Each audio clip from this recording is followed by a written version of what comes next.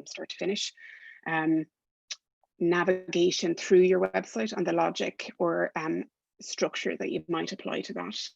What are called call to actions on site and practical ways that you can implement buttons or actions that a user can take at every part of the process. The checkout process itself and streamlining that, and post-sales, some of the actions or tactics that you can employ. So those are an overview of all of our content in a nutshell. So before we start, I want to clarify some terms just to simplify or get the whole process clear in your mind.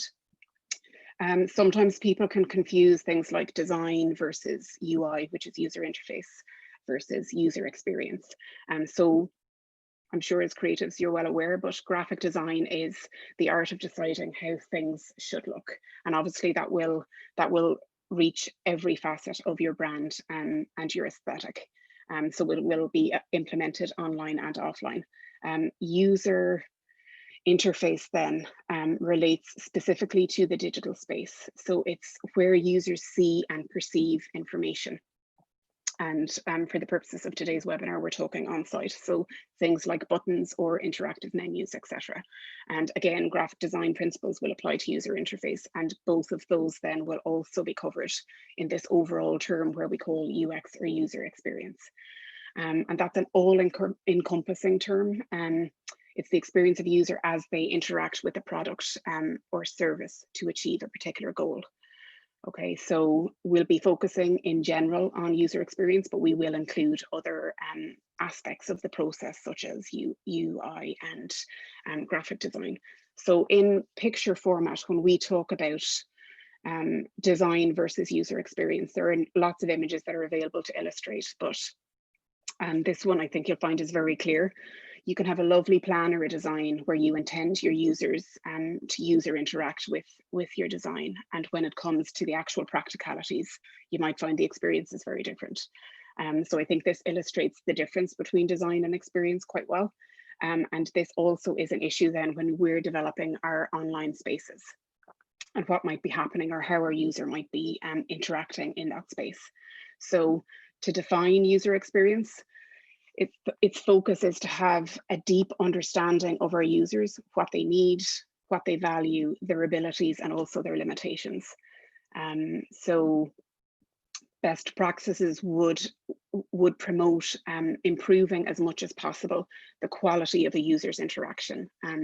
And for the purposes of today, it's with your website specifically and your products then, if we get into more detail. So we'll think about things like flow through your site, logic that your users might apply as they interact or engage with your site, and then maybe structures or elements that you might apply. So as I've said, there are practical things that you can do today, and then there are more technical things that are more focused and maybe at a further stage along the journey. So hopefully I'll have something practical for everybody, no matter what stage in the process you're at. Okay, so when we talk about marketing, you'll very often hear the expression buyer persona. So you will define what would be called a symbol or a fictional representation of your ideal customer. Okay, so it's not a real customer, but it embodies the characteristics that an ideal customer might have. So you'll assess their motivations, their interests, their needs, as much insight as you can gain into where your users might be coming from and how you might meet their interest and needs. And that will help you at every stage of enhancing or improving your user experience. So things like assessing motivations, interests that they might have in either product category or brand concepts or ideals, the behaviors, how they interact with your website or your products in particular, what channels they use, etc. And ultimately, what solution are you providing for them, and how can you continue moving them along the next step of the journey, engaging with your brand or product. So you define who your customers are, but it's also the insight that you can gain from having that knowledge. So if you define an ideal customer as female between 45 and 55, and your product is a fashion item, you might develop an ad campaign specifically targeting that customer. But also you can gain further insight whereby you could integrate a separate ad campaign with your marketing schedule through the year. So things like Valentine's Day, Mother's Day, and Christmas, and you could actually target things that complement your particular buyer persona. So a spouse or children with gift ideas for your ideal buyer persona. So this information, I can't stress enough how valuable you will find this for every stage of your marketing strategy. It will give you insight into user experience, strategy for marketing, communication, and building value for your customers. So absolutely take some time and do some research into developing and defining your buyer personas.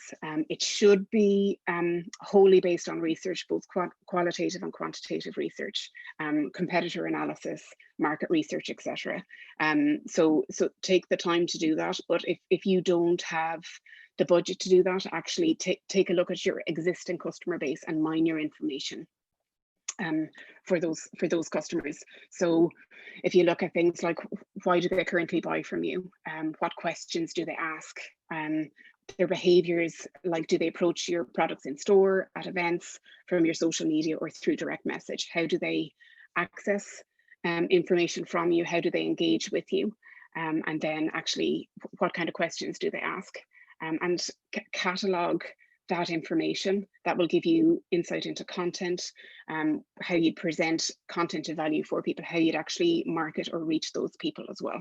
And then for the purposes of today, it's mostly website based. So you can actually track behaviors on site to see what content your customers are engaging with.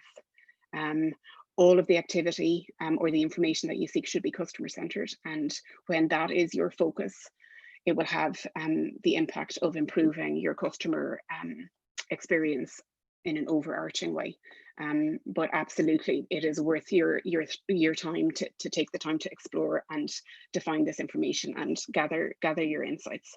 Now we'll talk about the more specific technical elements later on, but for the moment, have a look at your existing customer base. If you don't have the resource or the budget or the time to conduct market research, have a look at your existing customer insights that you can glean from your customers and define your buyer personas from there.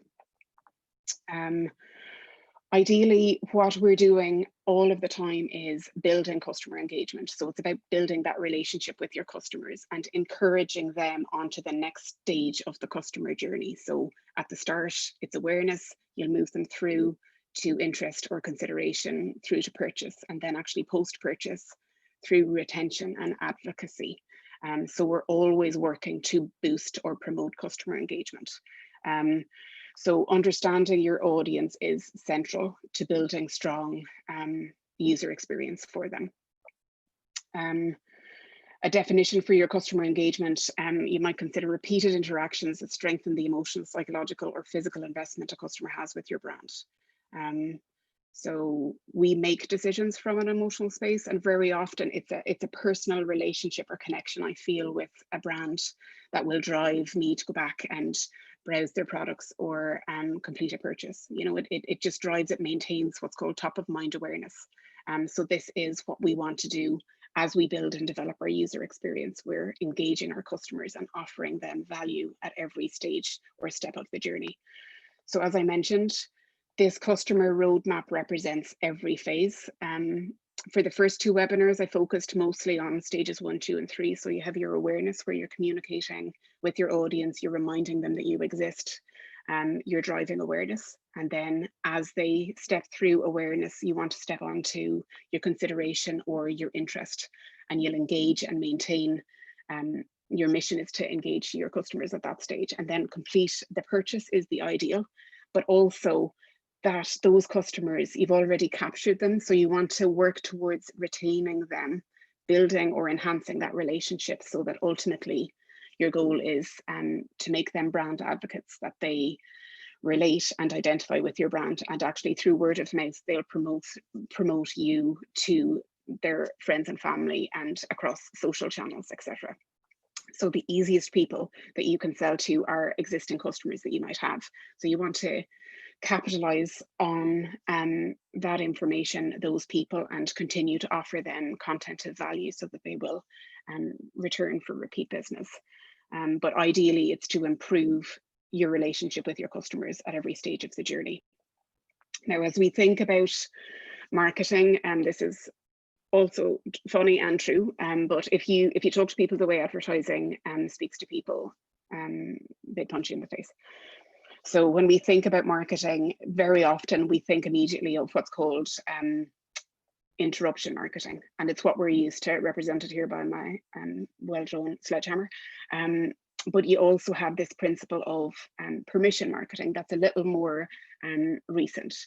But for interruption marketing, you have things like your TV ads that you're used to, radio ads, print, telemarketing, cold calling, etc., and your mail campaigns.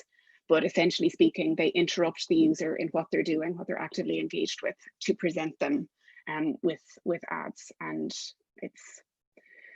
it's the more traditional model of marketing that we're familiar with. But when we move into permission marketing, this represents the ideal for the digital space. So things like SEO, search engine optimization. When somebody searches specifically for something, you present them with a solution to their query. Blogging, you're creating content of value that will meet the interest and drive the engagement for your users. Social media, you can share that blog content then across your social media channels to build your audience. You can opt in for email, collect lead generation is what it's called on site, where you gather email addresses for users and present them with additional content of value. And lastly, then online video. But all of these items are permission-based, where you're inviting a user to step into the journey with you. And it's an ideal model for the digital space. In general terms, it's very often a lower budget. You're creating content of value that's multifaceted in its usefulness. So if I write blog content that will complement my search engine result ranking, if it's done well, it will provide content for me to share on social media, and it will provide useful content of value for my users to engage with and drive interest. So you can use it a number of ways. It has a multifaceted purpose and usefulness to you. All of these permission-based items are what's called data-driven. So you can collect information and gain further insight at every step or for every item on this list, depending on how it's implemented across your site, but you have the potential to capture that valuable information. And in general terms, it tends to be GDPR friendly because you're asking for permission. Now you do need to make sure that you cover all the bases for your GDPR policy, etc., that you're upfront with all of the information or how you're going to use that information for the user.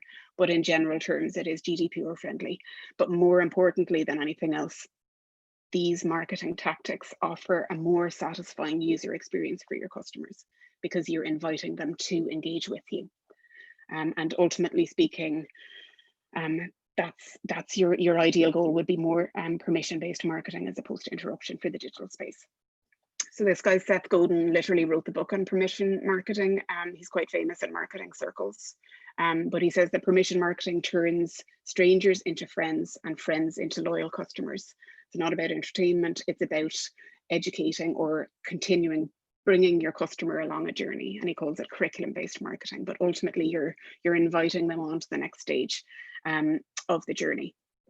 So when we think about applying insights that we get from researching and investigating our ideal buyer personas or our customers, what their needs are, what their interests are, what their motivations are, we can apply insights then both on site and to our digital marketing strategy. So stop number one, the easiest place for you to start is have a think about creating content of value for your customers. So once you base your insight on research, you can develop your content of value, whether it's video content, blog content, reviews, tips, styling, trends, gift ideas, you name it, whatever it is, base it on research or insight that you get from your research, develop your content of value, and it will ultimately serve to communicate, build a relationship, educate and engage your users. You'll give them something of value to click through to your website, explore and investigate. Specifically then on site, The insights that you gain will help you simplify the journey for your customer. So the ideal that we're always working towards on site would be getting to your cart with the minimum number of clicks. So ideally 3 clicks to cart would be what you're always striving for. It does depend on what stage of the customer journey your users might be at, and I'll detail that a little more in one of the next slides. But from understanding your customer better, you will be able to simplify the journey for them. You can also develop or work towards develop effective landing pages for your products. So things like frequently asked questions that customers might have or queries that they might make about your products. Make sure you provide that information in the product copy. Even for your product imagery, make sure that you take close-up details of, so, you know, if somebody picks up your product to look at it or view it in store, what exactly are they analyzing or looking at? And make sure you provide those imagery with your product imagery on the landing page. Things like what's,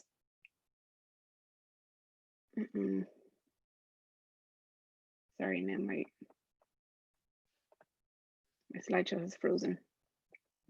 I'll just give that a little second. It's hanging there. Things on your product page like product catalogs that link together. So products that might complement each other or work well together. So you have 2 principles or notions here. There's upselling or what's called cross-selling. That's not going to work for me there, so you'll have to just listen to my voice for the moment.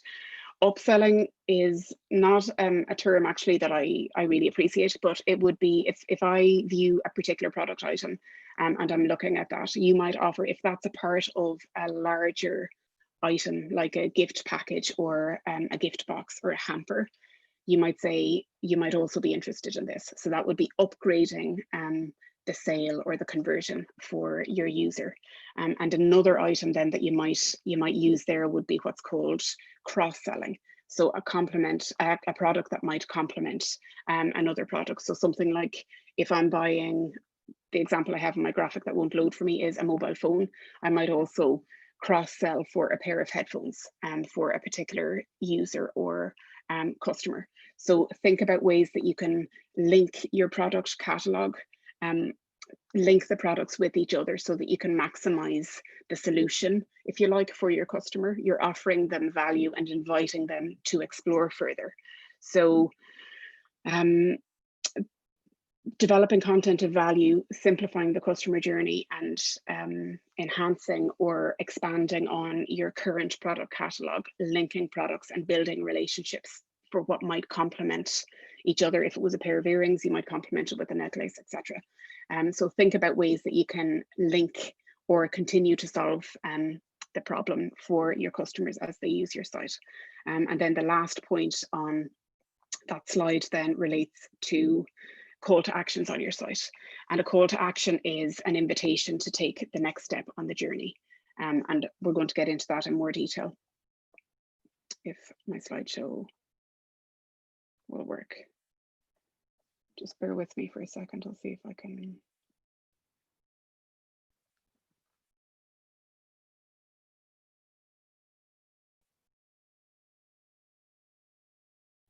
Just restart.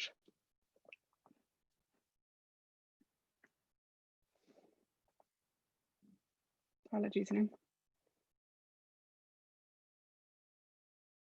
Perfect. Okay, so we're back in business. So that notion of upselling or cross-selling, you can see it's represented there in your graphic.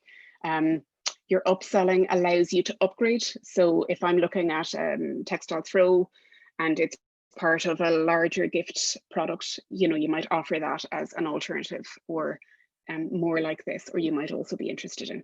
And then cross-selling will be something that complements the product that you have. And then your call to action will be that click here for more, find out more. You might also, like customers who viewed this also viewed something else. So think about that. We're going to talk about specifically the structure of those call to actions and how they impact or can influence the navigation of your site. So bearing in mind this customer journey or road detail, At the awareness stage, people are discovering that they have a need or a problem, and they start searching or exploring for a solution.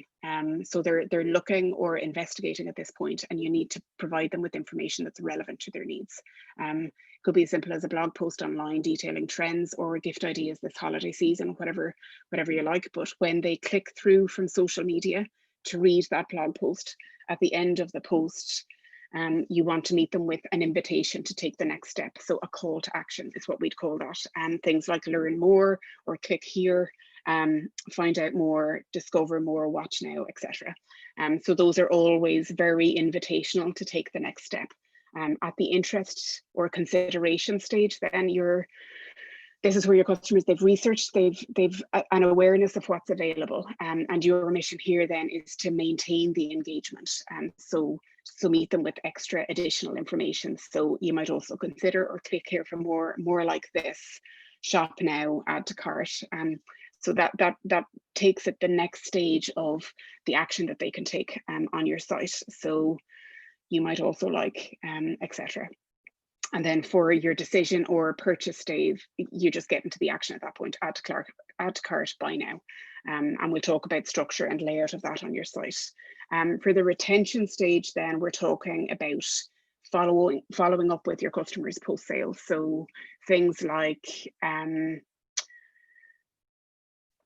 follow up asking for feedback or reviews. Leave a customer review. Have you found our product? What feedback can you give us on site?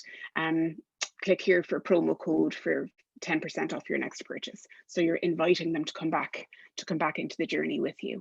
Okay, so your call to actions will change depending on what part of your journey or stage you're at. You can see some examples here on the bottom of your screen. Call to actions are actually relevant for every digital channel that you're on. It's not just your website. So things like social media always have an invitation, click here for more or read more or explore on site, etc.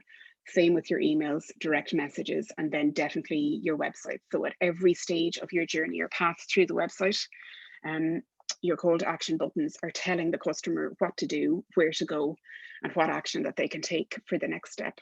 And this is where your user experience and insight into your customer needs or buyer persona comes into play, because what is the next logical step if somebody has clicked in from social media or an email? Do I want to meet them immediately with the product? If I've written a blog post about a product review, I may invite them to explore that catalog at the end of the product post, but you're always requesting or inviting the next stage of the customer journey. Just from the example that you have here in the bottom of the screen, make sure that they're impactful, that they stand out, and that they're easy to read and kind of punchy. There's actually a great article from Go Squared, and I'm going to give you some examples of just best practice tips for layout of call to actions. But if you have a clear call to action on every page, you will guide your user and invite them to continue their journey with you. So just it enhances the experience for them. Okay, so from a call to action tip point of view, you can see you have two examples here. Buy now on the left-hand side just looks like floating text. So this is where your user interface comes into play. I have no visual cue to notify me that that's a button that I can click on. And obviously it's an improvement then on the right-hand side. And then the next stage of that would be to include a little tip or encouragement for the person to click on the button or progress further.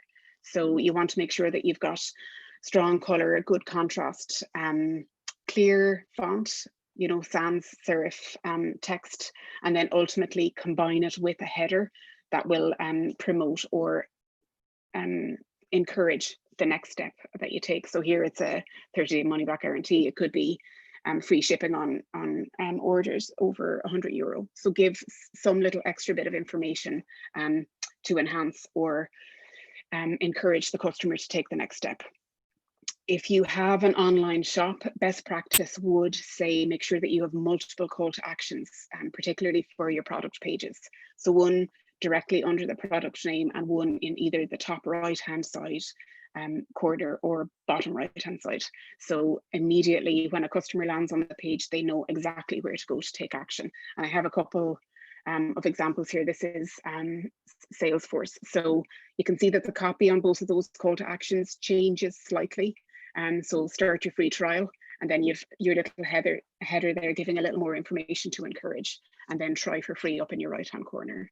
And actually, I'm a big fan of our Design Ireland website, but exactly the same kind of notion, very impactful, strong contrast. Immediately your eye is drawn to your red button where you can take your action. And that bottom barrier floats all of the time. So no matter where you are on that page, you have action that you can take immediately.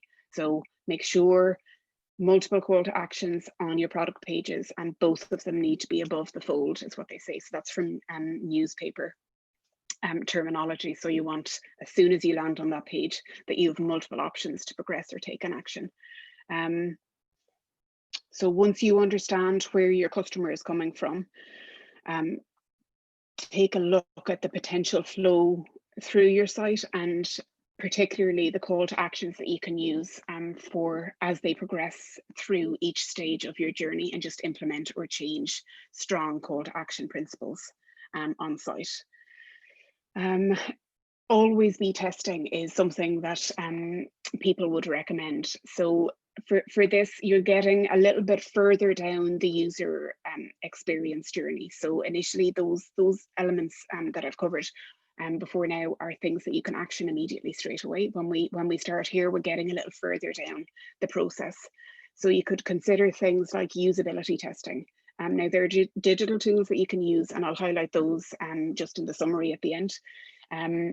But assess how your users or your customers are engaging with the site, how easy they find to navigate. And one really, really easily accessible way to do this kind of research would be capture or take hostage your friends and family and get them to sit down and use your website. Give them a task to perform on site. It's what's called usability testing.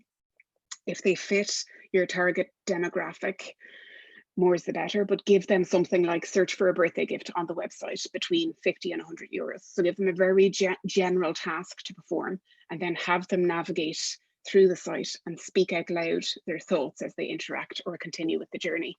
And immediately you will get great insight into any potential navigation issues or considerations that, because you're very familiar with your website, you might not be aware of, whereas other users coming from scratch might not engage with it the same way you do, and you can get immediate low-cost feedback or insight from just performing a test like that. You've got further down the process, then you could request actual feedback from customers after they've completed a purchase. So ask for things like rate the user experience, comments that they might have on the process, or any suggested improvements that they would have for your checkout process, and actually actively pursue or seek that kind of feedback. And then lastly, you could actually implement, and this is quite technical, but A/B testing or multivariant testing on your website, where you set up experiments and present different users with tested content. So it could be color scheme, it could be copy, titles, or descriptions, etc., and see which one gets a higher engagement. That would be for websites with more meaningful traffic. And I'll give you some tips on tools that you can use to do that with further down the process. Okay, so we're going to move on then to how we might optimize or improve our checkout process. So given all of our insight and our research into who our customers are, how comfortable they might be in the digital space, what their limitations might be, etc. So depending on who your targets are, there might be other considerations that you might have at this stage of the process. You want to make it as easy as humanly possible for them. This is also the stage where you'd offer that cross-sell. So if they place something in their cart, Amazon are great at doing this. So usually bought together, they often suggest this kind of cross-selling, products that complement each other, or users who viewed this also viewed something else. So all of those tactics are cross-sales. You can present that at the checkout phase of the journey. So it's just an extra hint or invitation for a customer to engage further with your products. But streamline this process as much as you can for your customer, and make sure that it is mobile friendly. So I have some general tips for this process. Again, mobile friendliness is point number one. I think it's something like 80% of people will definitely research and explore on mobile and potentially make the purchase there, but ultimately they'll definitely view and browse from a mobile device. So 100% your site should be mobile friendly. So depending on your targets, their level of comfort, their technical ability, etc., you want to make it as easy as possible. And there's a notion or principle called universal design here, where if you make the process easy for the people who might find it the most difficult, actually everybody benefits from it. So it's always a good idea to implement and streamline the process. One of the recommendations for the checkout process would be have single column forms. That will feed into your mobile friendliness, but actually it's just easier to navigate and engage with. And it's very easy to implement on your site. Eliminate requesting any unnecessary information. So if it's not essential for the checkout purpose, don't ask it. So just get rid of anything that you don't absolutely need. As you progress through, start with the easiest information and then progress to the more difficult or the more complex as you navigate through the process.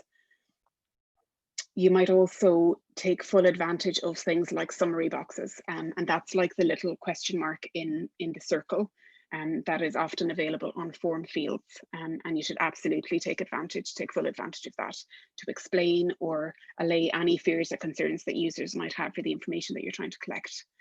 So things like if you collect a mobile phone number, explain that that's actually just if there's an issue with your delivery, we need to be able to contact you so we can clarify any issues that might arise. So just take full advantage of that. So at every stage of the process, you're kind of providing a hint or a tip or information or encouragement to continue to the next step. Also provide links to relevant information that they might need or need access to. So things like terms and conditions or returns policies, etc. And if they're in the checkout phase, make sure it does a pop-up window that they can close and maintain their position at your checkout. But again, a good idea just in case they need to double check or you want to give all of the information that they need and it to be readily accessible or at their fingertips. And if necessary, if you find your form or your information collection process is quite complicated, you might actually split your forms into stages whereby they're giving like customer data and delivery information in page 1. Page 2 might be a gift message idea or details, and then page 3 might be the actual payment. And then you have a 3-step process and they can progress from one step to the next. Just makes the experience easier for your customer. And lastly then, make sure you offer trusted payment options. So definitely have your on-site security covered, so your SSL security certificate, so it's a trusted secure website, but also offer payment options that your customers are going to trust. So I favor PayPal and Stripe, and generally speaking, if those pay options aren't available, I may not complete the purchase. So if they see something they're comfortable with or they recognize, then it's more likely that they will complete the conversion. Okay, so those are your tips as regards the checkout process. If you implement just those simple tips, you will make that process easier and more streamlined for your customer. Okay. We're coming close to the end of the process now, but when we step into the retention stage, so and this actually includes people who have visited your website and also people who have completed a purchase with you. So if I'm a visitor or a follower on social media and I click through to your website and then I exit, you want to make sure that you have everything implemented on site whereby you can capture all of that useful information that you can use or give me a fuller, more satisfying customer experience. So things like if you run an ad campaign on Google AdWords, or if you run an email campaign and somebody clicks through, you can actually capture data that will be useful and you'll know exactly how people have interacted with that particular ad campaign. It'll help you calculate return on investment. But you can also build audiences. whereby you can serve them with follow-up content. So they're moving through the awareness and onto the consideration phase, and you can actually meet them with relevant information at that phase. So make sure you've everything implemented on site from a Google Analytics point of view, whereby you can track and maximize the information that you can gain from customers as they visit your site. And then what's called retarget or remarketing is when you meet them then with more relevant content of value. So on social media, you have things like your Facebook pixel, which will allow you to track who clicks through from your social media or Instagram onto your website, and then capture them as an audience that if you're running an ad campaign, you can serve a particular ad to those people specifically.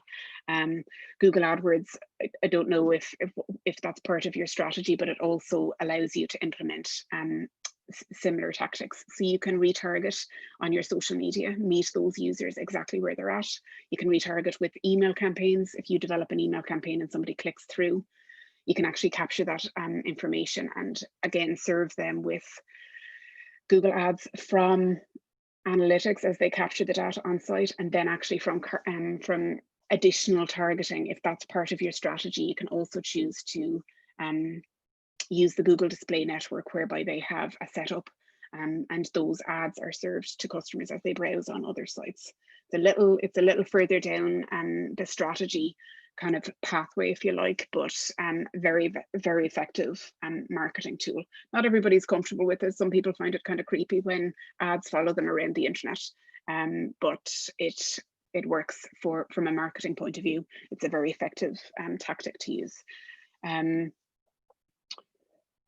Another thing that you can do on site would be to what's called lead generation, whereby you build a customer database or an email database of customers. So you're asking for an opt-in, and you offer them something of value, and they can enter their email address. And is it okay that we contact you with promotional offers or other information? And they opt in, they tick the box for that. And again, once you ask permission, it's just a more satisfying experience, but it also gives them a better customer satisfaction. You know, they're invited. It's more relational, so it's a better way to work. But then actually you have a direct contact for them where you can follow up with promotional content or content of value.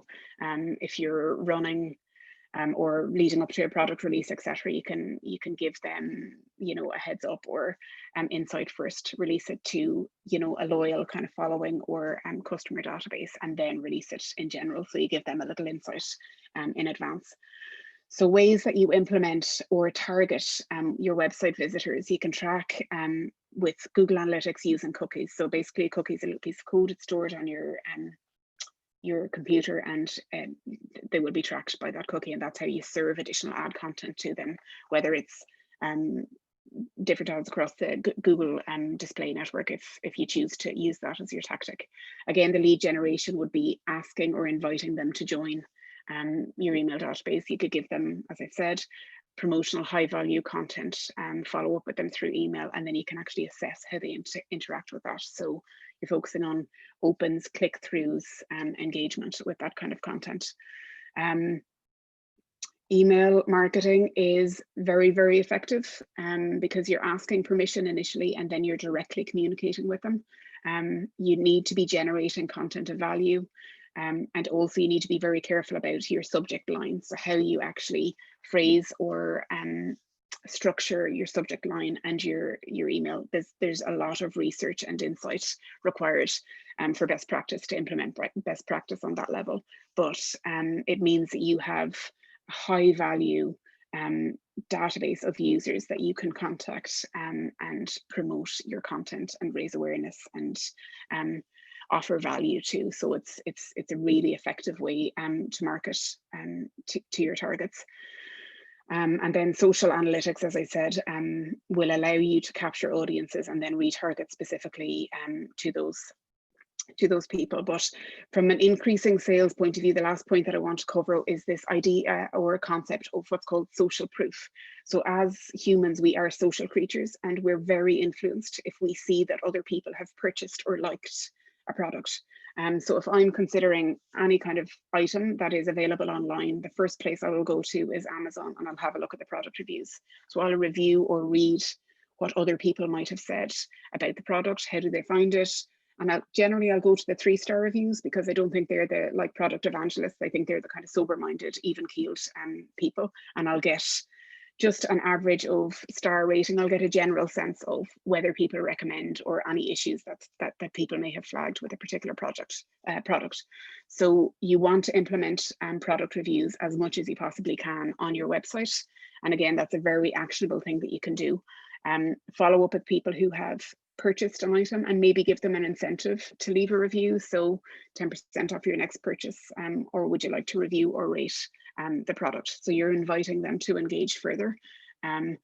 We are more likely to purchase ourselves once we see a product that somebody else has purchased and liked. So a positive review is very, very influential for us. So testimonials for customers on site, it could be quotes, it could be graphics, again, great content share across your social media. Product reviews, and again, the more the better. Promote or encourage people to leave a review if they're a genuine customer. Follow up with your customers requesting feedback and product reviews, and again, offer maybe promo codes or discounts as what you might consider a cross-selling tactic as well. So they may not go ahead and make another sale, but you're inviting them to explore further and leave a review at the same time. So social proof is a really strong tactic that you can employ on site. And again, another quote that I love from the brains behind Amazon. So if you build a great experience for your customers, they'll tell each other about it, and that word of mouth is very powerful. So you can consider your social media, etc., as essentially digital word of mouth. So people will share, we'll talk about positive experiences, and that's definitely something that you can capitalize upon. So in summary then, the content, things that you can action immediately, so in the very short term, work on defining your buyer personas. So capturing information about your customers and building insight from that. Develop content of value, so blog content, graphics, etc., that you can enhance or develop online. Leave that sitting on your website and then invite interaction or your customers to engage or read more from that.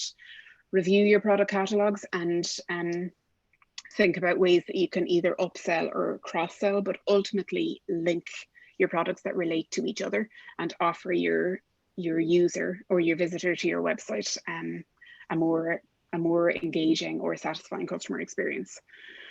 And review your on-site navigation and just assess the call to actions that you have implemented on every page of your site, and just make sure that you're implementing or inviting your user to that next logical step, and maybe consider a usability test. So those are things that you can absolutely action immediately.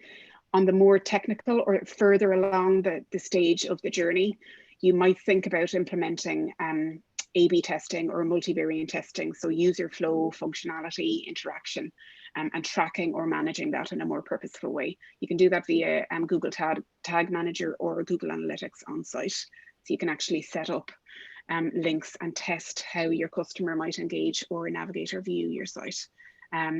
Track engagement on site, again, there's a couple of ways you can do it, and I have a few tools that will be really useful to you.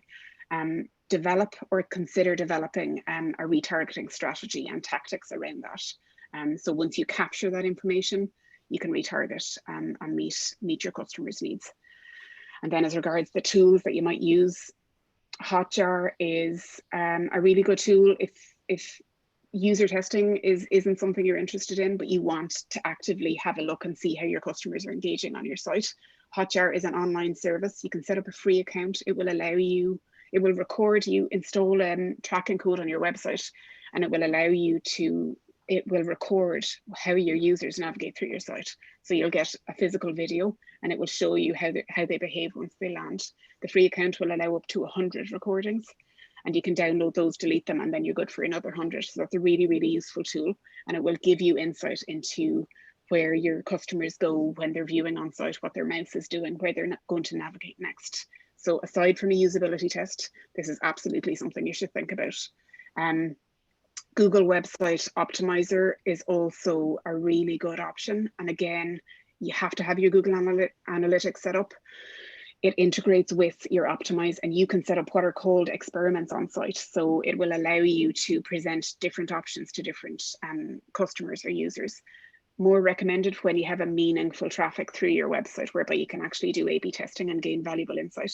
But definitely something a little more technical further down the path from a strategy point of view, but definitely something you should explore or look into. And then lastly, there are some changes coming down the line for the Google for the Google toolkit as such. So you've got Google Tag Manager. They're going to update or upgrade Google Analytics. So they're rebuilding it. It's not going to be relevant for maybe another 12 months, but it's in the pipeline, and they've made the announcement, and they're implementing further AI. So it's a little bit technical, but you can record your information, use Tag Manager to track people, and then use Google Data Studio then to report or gain insight from that information. And Google Tag Manager will allow you to track emails, social media, and individual events on site. So if somebody clicks a video or clicks a link or downloads a white paper, you can actually track that kind of information. And then obviously the higher the engagement, the more engaging you know that particular content is, and that can inform strategy into the future. So those are tools that you might consider implementing, again, at a further stage along the journey. So a little more technical, but definitely maybe not to action immediately, but definitely further down the process or the journey. And they're free, or at least Hotjar is free for the first 100. You can opt in then at that point for a paid account if you need to. So that is everything I have about user experience for this evening. Oh, Deirdre, thank you so much. That was a whistle stop and very comprehensive approach. Listen, I have one remark in here, and I think it's more phraseology than anything. Do you see that one? That he doesn't like the word target, but I think that's just sort of textbook. Yeah. I'd be the same. I don't even like the word user. I prefer audience. So, you know, if it's relational based, and again, like that upselling, some things are very cold hard cash kind of marketing jargon. And I think the essential of your digital marketing, particularly in the digital space, is about building relationships. So relational engagement with customers, so that they identify or feel connected to your brand. So not in an artificial way, but just in a, actually we have a relationship, you know. So I'd agree, target is it's not a word I love, but actually technically speaking, it's very often used when you're developing campaigns. You can target a particular audience, so it's a technical term more than a relational one, if you understand me. Yeah, it's just from the marketing days. Yes. Okay. Oh no, he's clarifying that. You see that, which is quite interesting. God, I'm looking forward to meeting this guy someday. Very one of our clients. That he's lucky the most that he knows many of the clients on a first name basis. Very good.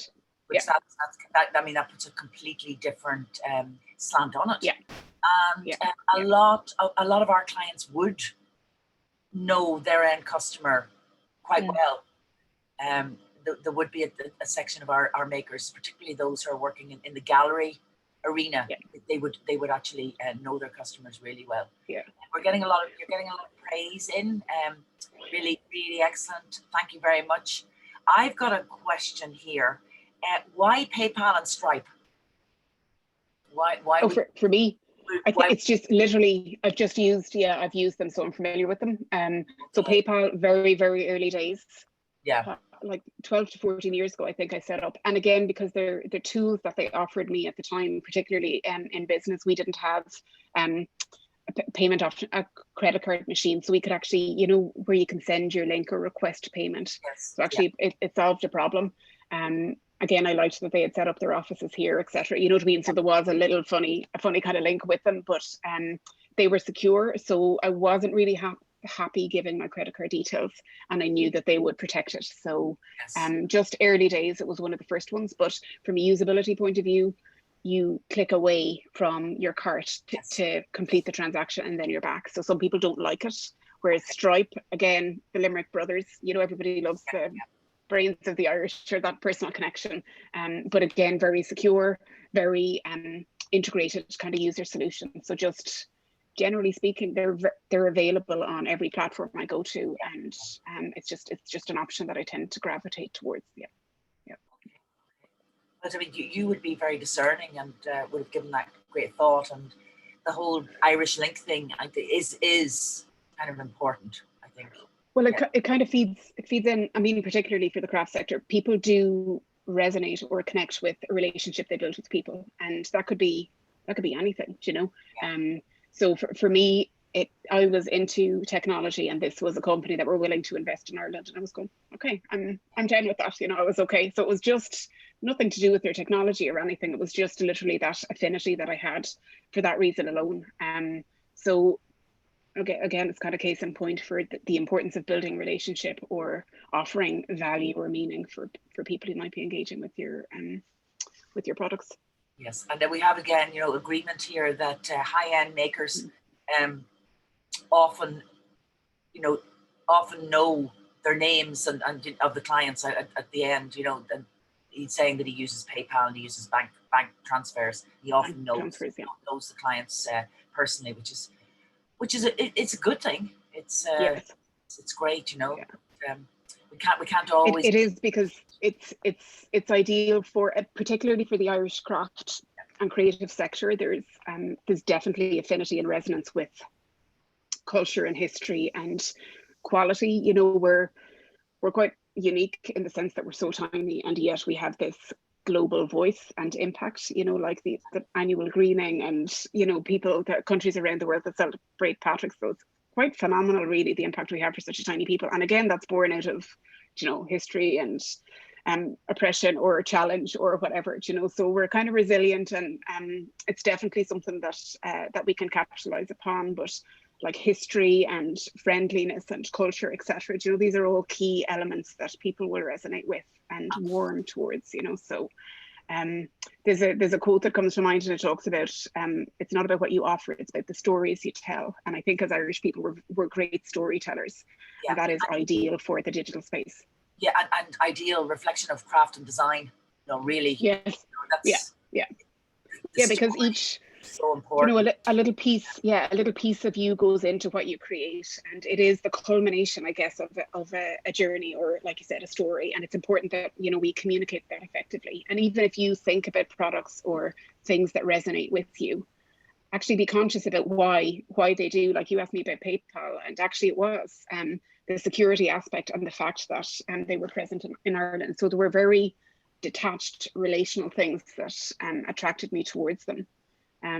So yeah, what resonates with you will actually also resonate with your customers, you know. So. Exactly. We have a kind of a qualification comment in here following up on PayPal et al.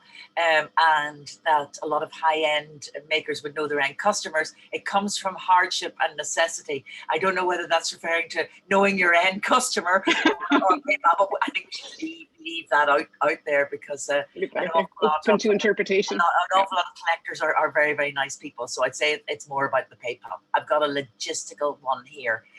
Can I automatically contact a customer after they bought something without having them opt in to receiving email newsletters? No. Now, some platforms do provide the service. So things like Shopify will allow you to follow up with the customer. So you've got things like your cart abandonment. But if somebody has placed a product in the cart and they don't complete the purchase, unless they've left their email address with you, you can't actually follow up with them. For post sales, you probably could, as in there's this idea of legitimate interest whereby you ask for follow-up or feedback. It's directly related to the making a purchase, but I would always err on the side of asking permission. So if you do want to follow up with your customers, maybe ask permission for it at purchase. You know, if you complete this purchase, tick the box if you're happy for us to follow up and request feedback, etc. I would absolutely agree with you. But I think permission should be sought, and I think in the craft and design industry that it's more likely to be accepted than in some other industries. Rather than I think very often there will be this conversation pre-sales as well. So there will be some form of communication that's personal and direct. but in general terms, from a like GDPR wise, there's this concept of legitimate interest, and if you have a legitimate interest to contact somebody, you're not in breach of GDPR. So following up post sales to actually check that everything was okay and they're satisfied, I would feel is a legitimate interest. But again, like I said, I would always err on the side of asking permission, just because it's a more satisfying engagement. Yeah. Exactly. We have another follow-up to an earlier comment where one tries to get to the point where your customers compete for your attention and products, and scarcity is a strong motivator. So yeah, 100%, is actually really true.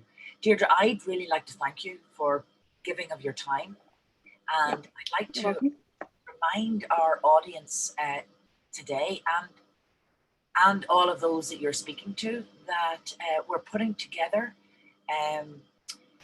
a really exciting e-commerce boot camp, which we will be delivering and working with all of you who are interested, and come to us in the new year. And the information should be out to you within the next 2 weeks. So we're taking the best of what we've learned in digital, and we're making it available to as many of our clients as we possibly can in the new year. So we're very cognizant that people are under huge stress to get orders out, which is absolutely fantastic.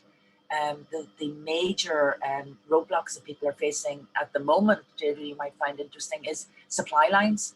And they're actually having to a situation where they can't complete any more production. They're working night and day, and those who the supply lines have seized up are clogged. Yeah, and delivery issues that they have secured all those sales into January, February for delivery. So that in itself is remarkable, and highly commended for how they've adapted during COVID. Yeah. Brexit is also another unknown element, for the new year. Yeah. So we'll see a challenging period ahead for sure. We haven't forgotten about that. And yes, there's a comment here that New Year is going to be challenging for most makers. So if you can turn your attention in January to upping your e-commerce, and we'll help you all in whatever way we can. So I'm just going to plug for that people watch out for it. And I'm also going to be running Building Craft Enterprise programs nationally with the local enterprise office on a remote basis. So more and more people should be able to avail of that opportunity. And as we said before, Deirdre will be available if you've any questions afterwards, if you want to email. So I think actually, Emer, I just see one question here. I'm just after coming across it. Lucy has asked, when would you say is the time to delegate this to a service provider? So if you're struggling with SEO or target marketing, is it best to just keep giving it a go? I would say it very much depends on your budget, your resources and ability. So if you have the money to outsource it, or engage somebody to give you advice, or take on somebody on a consultation basis, and they'll be able to clarify a strategy for you, then definitely that's something you should consider. But again, depending on from a budget point of view where you might be at. But things like mentoring with the local enterprise office, and I know for sure DCCI will be offering a similar support, so you could definitely capitalize on mentoring that might be available, whereby you'd get guidance and insight, and it would help you engage with tactics and strategy, etc. And think about like the boot camp that's coming up, or additional training, webinars like this that might be more specifically related. I would say you learn from experience, so keep giving it a go is a good attitude to have. But also don't be afraid to take on extra information or insight or education if that option is available to you. So short little bursts of insight or training might work wonders to help you develop your strategy. But I would say don't keep throwing good money after bad. So if you're running campaigns and there's very little by way of engagement or click through or like lead generation or sales, then stop and maybe have a think about how you can be more effective. But look at those metrics. If it's content creation that you're doing, make sure that you check and see how people are engaging with it. Are they liking it, commenting, sharing it, clicking through to your website? And if you don't know how to check those things, make sure that they're implemented. And that will tell you whether something is working or not. And as they engage with it, potentially that content might be something that you would put some money behind or promote. So I don't know if that answers your question, but yeah. Yes, and Lucy, and to everyone else out there, we're working, well, we've always worked closely with the Leos, but we're increasing our synergies with them, particularly in this digital space, because they've been so terrific with the trading online vouchers, that the bootcamp and webinars such as this are helping our clients to take full advantage of the trading online vouchers, and they are very supportive in giving mentoring also. So I mean, can I just say as well, sorry Emer, I interrupted you there, you weren't finished. Go ahead. Just a new update, if anybody is applying for a second trading online voucher or even a first, the new revised terms of the scheme expire on the 31st of December. So if you're working on an application for either an e-commerce build or your digital marketing to expand or enhance, they're reverting back on January 1st. We just got the word. So just make sure you get your applications in. I think most Leos are before 5 o'clock on New Year's Eve to avail of the 90/10 voucher, and then they will still be available to you in the new year, but it will be the 50/50 scheme. So just have that on your radar if it's something you're working on.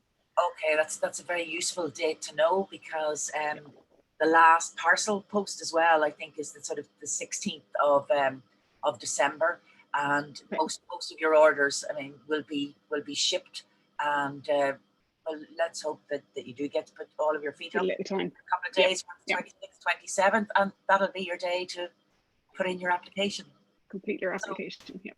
So I'd like to thank everybody for being with us today. Deirdre, I'd particularly like to thank you, and everyone keep an eye on the website, and we'll keep it updated on social media. My colleague Ciara Gannon's keeping fairly good on that, and Dan has got another. I never take a cent from any agency. Dan, that's very profound. Will we leave it on that note, and I'll go off puzzling to see what exactly he means by that.